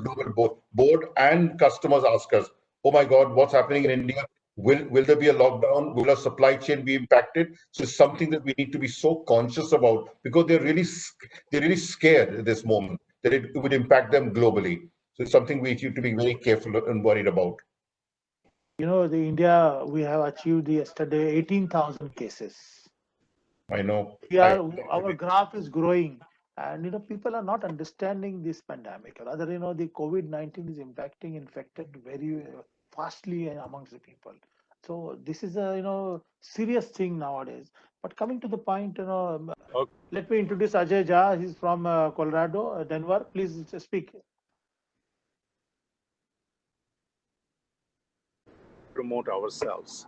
So that is one of the biggest challenge. And I think the H1B, I agree with Mr. Joshi, these are temporary mode, and I think it will go surpass after the election. It's a political motive, and we should not worry because without India, America is going to have a hard time to progress and promote many things. It's a knowledge bank. So Indian MSME sector will always thrive there. I'll put a couple of points which I think is important to understand where we are lacking. We run also, especially US entry of any new company we are working with, and we help also the US company to come to India. And most of the time, the biggest challenge is there's a lot of negative word going through media and other things about India. A lot of delay of, routine assessment and routine permission of the company to come in. I'm talking to a lot of major companies to come to India right now, and we are talking about getting a joint venture and few of the things I to Chandrakant, you also to come with the way U.S. State is operating right now, that we go to different countries and different places, and especially the sector-wise we promote. I think India is not doing that job. IT sector is doing itself because they are very strongly connected to the U.S. So their representation, their offices, and everything. But I think the government of India, the chambers, the industry promotion group, the company has to take initiative because there's a lot of opportunity right now with the joint venture, and then people wanted to come because of the confusion in China persist. Going to Philippines, Ajay, Vietnam, and other Ajay, countries. Ajay, can you wait for a few minutes? Mr. A.K. Sharma has joined now. Since there Okay. is a huge today, many programs are there, and he is very tied up today. So I would like to request Sharmaji to share your thoughts on today's particular day. We are celebrating the International SME Day, and the person who has initiated this celebration day, Ahmed Osman, who is a president of International Council for Small Businesses, who is also spoken about his initiative. Dr. Seetharaman from the Doha Bank already spoken. Mr. Viren Joshi from USA, he's already spoken. So I request you, Sharma sir, to highlight on the particularly the vibrancy created by you, particularly the Minister of MSME after becoming your secretary for this department. So, and we are very much thankful to you for giving support and giving the hand holding and creating we can say the confidence amongst SMEs till today. That is the most important, and we hope that same pattern will be in the future for the empowerment of SMEs, not only to the local level but to go global. So I invite Sri A.K. Sharmaji to speak at this moment and to give a special suggestions and guidance to SME sector. Sharma sir. So first of all, my congratulations and greetings to all of you on the International SME Day. And I really appreciate the efforts of Mr. Salunkhe in organizing this sector, not only this sector, but weaving and integrating and networking all of us into a framework to help the SME sector. I really appreciate your efforts. You have been a pioneer and champion in taking up the cause of the MSME sector. I've been watching you last few years, even before I came to this department and on this post. So I compliment and congratulate you for your efforts. Thank you, for the sector. As you must be all knowing, I am very new in this job, and in fact, I yet to complete 2 months. I'm still short by 2-3 days in 2 months also. But I must say that I belong to a rural area. I come from a small town, and I've seen many people. I'm basically a farmer. I own land. My brothers and my family members also own land.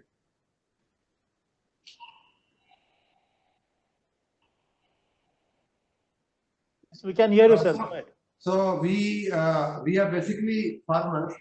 But I've seen last 40 years, 35, 40 years, that we need to divert people from the farm sector. That is my very firm belief, because there is a lot of congestion in the agriculture sector. There is a lot of overburden in the agriculture sector. So we need to undertake non-farm activities. And these non-farm activities obviously are in the MSME sector. So right from my childhood, I have been of the belief of this belief that MSME sector or the small industry or the cottage industry or the micro businesses, they are very important for the society and for particularly for the younger generation. I will like to take some time to tell you my background. I come from the state of UP, and I've seen the kind of density of population in UP and the kind of unemployment, the kind of anxiety to get a small job in my friends and brothers and sisters of UP. So that is actually a point of pain in my heart. And you must be aware that many of those young people go to Bombay, go to Delhi, go to many other cities in search of job.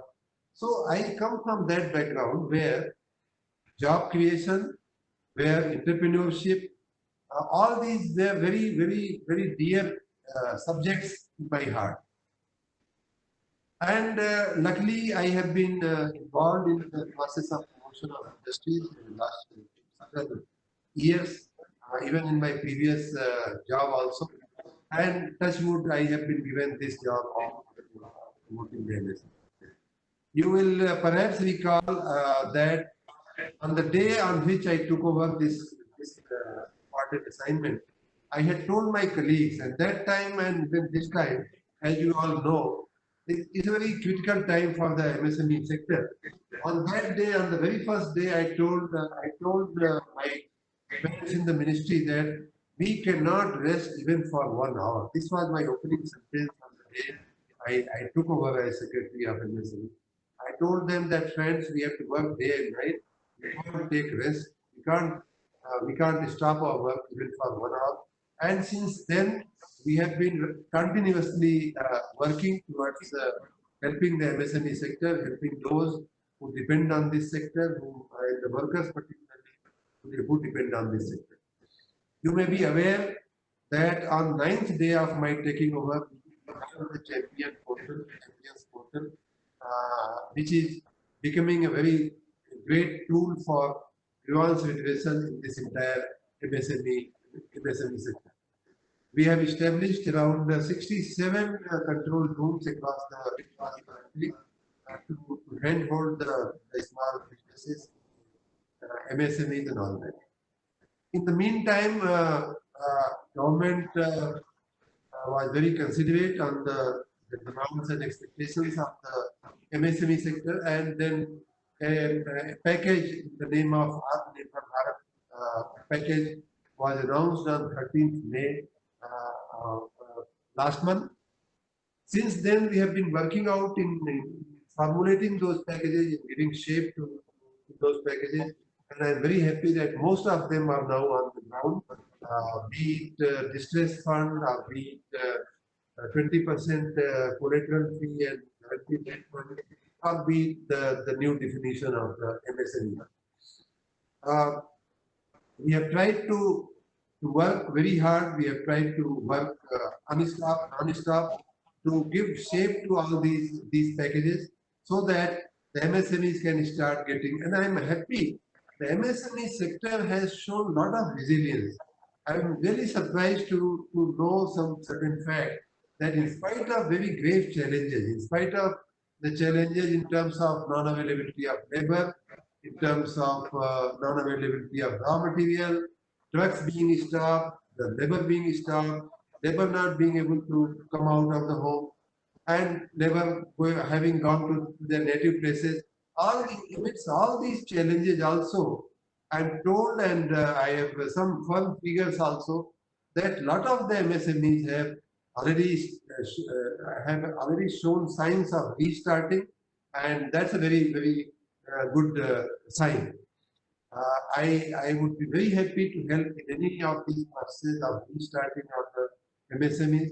I have also been saying that you and us, we have to work together very aggressively, because though this is a crisis time, though this is very challenging, this is a very bad time, but it also opens a lot of good opportunities for us, both nationally and internationally. You can create, you can make, you can produce lot of goods and lot of items, medical items, particularly auxiliary medical items, which can be used in the process of treatment of COVID and many other such related issues. So this is also very good opportunity. So we are very committed to help the MSME sector in coming out of the problems, in coming out of the bad situation, and also in taking advantage of these new opportunities. And ultimately, I have been saying for last 2 months, I want to see my MSMEs to become national and international champion. So that is my actually the real desire. That is my real heartfelt desire, to see my small units, small enterprises to grow big and bigger in their with that view, with that desire, as to save the why should we expect the small units and the young people who are running these small units to divert their energy, time, and energy in compliances? I have always been of the view that ease of doing business is a very important thing, and that is why you might have seen in yesterday's notification, we have tried to keep the classification and the procedure of registration of MSMEs as simple as possible. Very simple classification we have adopted. At the same time, very simple registration process we have adopted. We have gone to the extent of saying on record that it will be totally online and no documents, no papers, no proof will be required in the process of entire registration process. So this bold and courageous move we have taken with the support and blessings of our honorable minister, Nitin Gadkari sir, and because I personally feel that our young entrepreneurs, our small units, they should not be expected to devote and divert their time, energy, and cost in these compliances.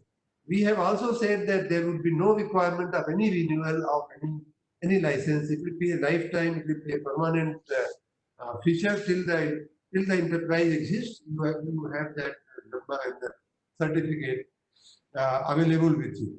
Similarly, in this whole registration process, perhaps for the first time, you will not find perhaps in any other similar government process that we have made a legal provision of facilitation through the champion control rooms, through the district industry centers.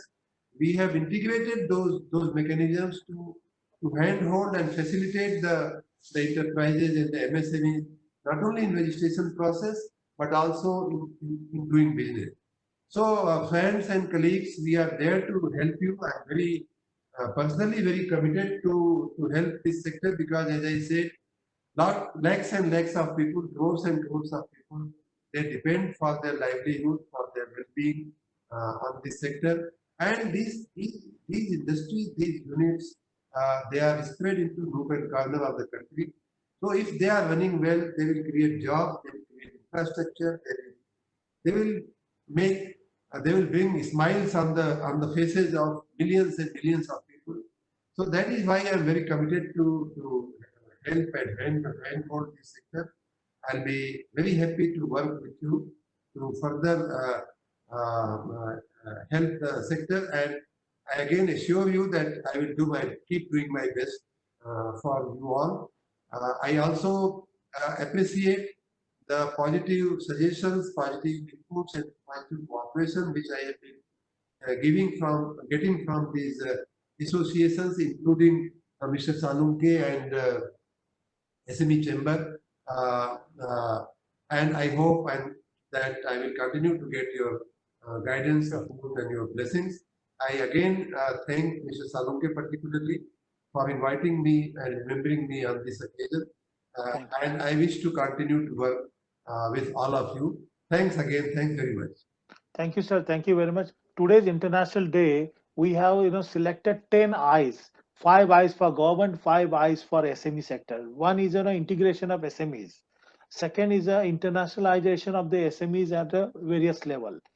Improvement of the technology, quality and productivity. Industrialization in a rural area, because a lot of entrepreneurship is rural area. How we can enhance the industrialization in a rural area. The sixth is particularly, fifth is entrepreneurship, because we are giving internship for the people those are looking for a job, but we want to give entrepreneurship to create a new entrepreneurship. That is most important. And mostly, sir, we want to create the iconic SMEs. The SMEs, those are doing innovation, invention, and they have provided knowledge, hand-holding, and research and development for their sectors, so we can convert into iconic SMEs. Another very interesting thing, we can support for the SMEs for innovation and invention, because champion platform is doing very, very interesting work, but we can provide more trust and more support. Another point, incentives. We want to create more incentives, more support for the SME sector, the good schemes for supporting SMEs for the global. Another very interesting thing, information, because a lot of SMEs in India are not reading properly or not understanding properly the various information. The information to be given them on a right level and timely. And most importantly, initiatives. Various initiatives taken by the government should be reached to the MSME sector through our chamber, by your DI offices, by the government offices, very well. And this will be very, very important to celebrate this kind of International Day on today's day. We don't want to work only or celebrate only today, but we want to celebrate 364 days our internationalization of the SME sector. We want to accomplish the dream project of the Honorable Prime Minister, that $5 trillion US economy and making India as a manufacturing hub. So we will take 2-3 minutes more, and I will invite Dr. Seetharaman to share your few words, or to ask direct question briefly to Sharma sir.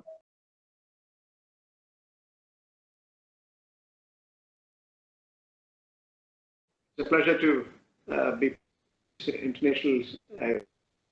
I was suggesting that the proximity and human capital investment India has made in the Gulf states, and also in addition to the opportunities available for the Gulf state free economic zone, again, the tax systems are very simple. Cost of capital is cheaper from India. So Gulf is a place where we need more bilateral opportunities we can see through. So we want you to encourage the small and medium-sized entrepreneurs who are struggling on account of this current crisis, plus use the Gulf space. And we have, over the period of 2-3 decades, we have seen more and more the commercial gates are open through Gulf states. India, we have our branches.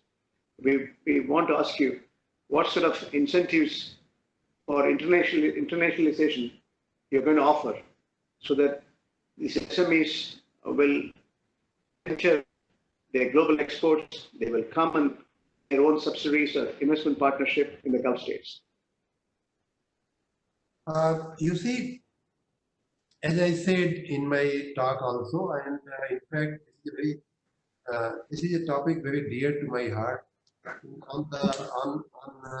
Mr. Salunkhe would perhaps remember and recall that on the day I took over, I had said 2-3 things. One is that I want my small units, small enterprises to grow big, to become champions. not only national champions, but also.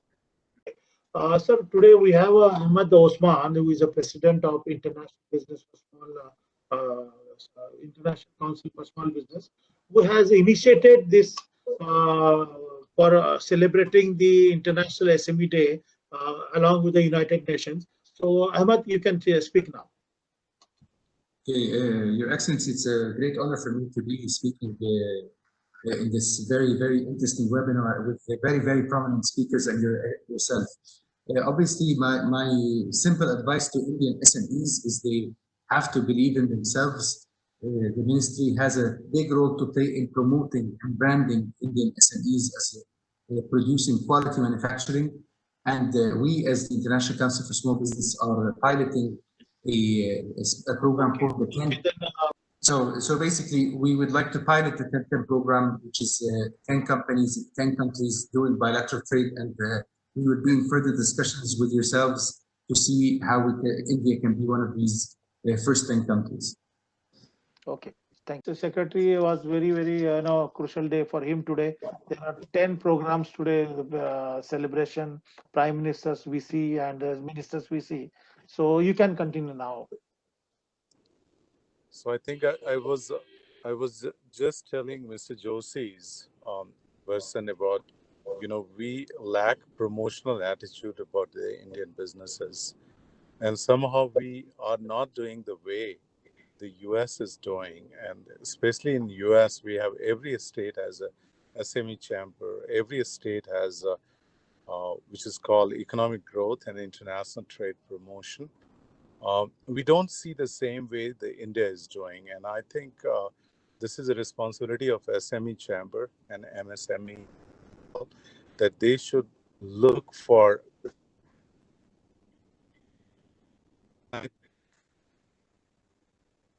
There's a lot of Indian Americans working basically sitting with their Indo-American chambers. There are the small global industry organizations. There are a lot of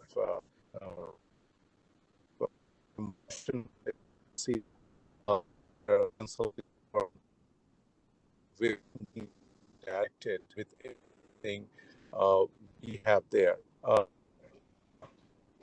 Is that we are not able to do American way. Chinese has learned it very early on. How to get into approach and method. Actually, the Indian condition is that, we have not given the same kind of quality. We always say banning China. And I always say that not banning China, competing China. Make sure that you understand this. If in Guangdong province you go, you get 1,000 piece. The first piece you make in 999, after that is 1,000 piece. Everything is the same. It doesn't matter, the quality and everything. Why India sometimes the approach is like chalte, we'll do it next time and everything will be all right. Why not we outcompete and making sure that people understand that we can still work really in terms of the high quality standard. We will work in terms of where and how the customer you can acquire and making sure that they are confident on whatever you do. Somehow we lack the power. Not be promoted in such a way that we same as competing the Chinese. The second approach, a lot of negative going on about this. But the problem is that we are not telling about the positivity about India. We are in terms of how to promote India in a bit. We had a very good moment make in India, but certainly we have not able to do make in India in right way so far. So we are still lacking that. We start and then we react and then we stop and then we why not we can proact government A or government B, the continuous path is not going away. And that's a positive about the China. So they started building every infrastructure, every policy, every growth whichever the country they have gone, they had a long-term plan. They started building, a kind of a sector-wise approach. India lacks some of, and confusion is there are a lot of chambers, there is a promotion, there's a conference, there is a meeting happens, but never in terms of really to get into nitty-gritty of the problem exist. We have 65% population of India is young, very energetic. They have lots of knowledge. The background is good. The skill set is good. We have not promoted that in a better way, except the service sector like ID. Other sectors we have not able to promote. So still we need to promote that. We need to promote all the SME sector, which has a lot of capacity and building, but they are not able to get into American market in a better way because we don't have a way to show that there is approach where we can look for getting into the various sector. So I think it is important time now after the COVID that we have all possible way to approach and make sure that we can do a much more better connectivity with US companies. We run INOP Global also, which is a startup incubator and accelerator space where we are taking the Indian companies in American way. So we provide the full service support, intellectual, as well as how to get into inside to the US market. We also provide support in terms of getting finances and support service there in the US. Same, we are also supporting the American companies to come over to India and making sure that there's a right kind of venture partner exists there. And I look forward to Chandrakant to talk further beyond this MSME day. And there's a lot of opportunities coming. And also, I think the government, ministry, and everybody needs to take this opportunity in a faster route, not to delay the process. Because right now, the COVID is giving. In America, there is election in November. So probably in 4 months, everybody will be in election mode. And I think it doesn't matter for the business. Business runs for as usual. I think we have not stopped in the COVID-19 situation as well. US has picked up very fast everything with the distance, but also opening of the market is faster and quicker. India can not afford to have another lockdown. Okay, Ajay, thank you very much for participation as a speaker, as to sharing your thoughts. Dr. Seetharaman, Mr. Ahmed, Mr. Viren Joshi ji, Pramod ji, Ravi Bharti, Anchal from Africa, and special thanks to Shishir. So today we are celebrating International SME Day. But friends from the industry, SME sector, we want to celebrate this 364 days, not only one day. The birthday can be celebrated one day, but to enjoy 364 days. So we want to give a message that SME sector, this is a time now to go global. Utilize the platform, utilize the support services made available by the government, particularly from the government departments, banking sector, and the diplomats like Mr. Verma, who is keen to support Indian SMEs, Indian companies to go global. So with these words, I'm thankful to all of you for especially for participation and sparing your valuable 2 hours, particularly for empowerment and imparting the knowledge of SME sector.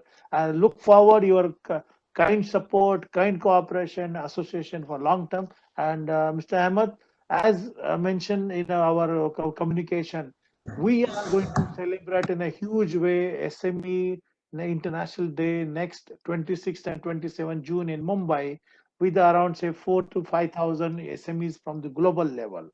Okay, so we have to beat the corona pandemic, and we want to come together to compete and to come out from this the pandemic situation, difficult situation. With this word, I'm thankful to all of you for participation. Thank you all, SME sector and my friends and my supporters. Thank you. Thank you. Thank you very much.